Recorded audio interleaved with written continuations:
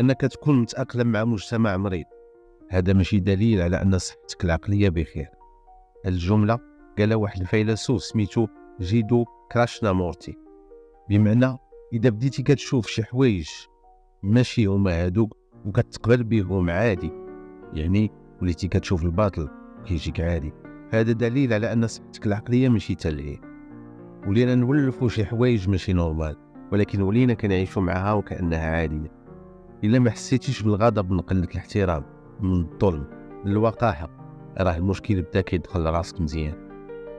المجتمع المريض ماشي هو اللي فيه غير الفقر والأمية، المجتمع المريض هو اللي ولاو الناس كيطبعوا مع قلة الآداب وكيعتبروها قوزية.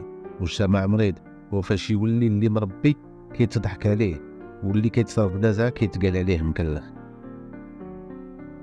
كتكون غادي في الزنقة مع الوالدة ويجي شاب ويبدا يغسل الهضرة بلا حشمة وبلا حياء، بلا ما يحط اعتبار ليها أو ليك. ولا كتكون تران كيعيا راجل كبير ومرا كبيرة باش يلقاو بلاصة، وحداك ولد 20 عام هادي غير التليفون وما كاينش في هاد العالم. كتخوى بلاصة وكتلقى ولد وبنت 20 كيتسابق لديك البلاصة مع راجل كبير ومرا كبير. مثلا الصف والنوبة، المخبزة في الإدارات، في محطات القطار، أي بلاصة كنشدو فيها النوبة كتكون واقف شاد الصف.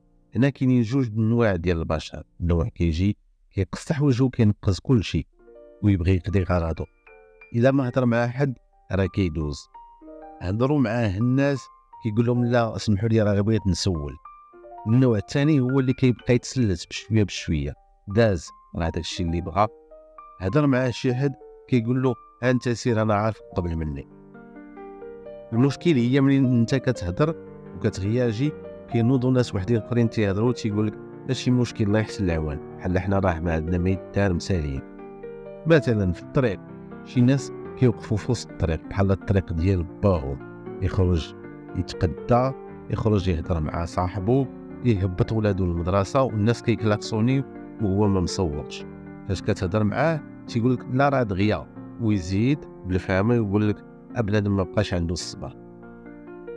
كتكون جالس في القهوه كتلقى واحد حداك مخدم فيديو بصوت مجهد، ولا مخدم الموسيقى وعند بالو راه كاري القهوه بوحدو تهضر معاه توحل. بزاف ديال الحالات الا جينا نقول لهم كاملين راه ما غنساليوش هاد الفيديو.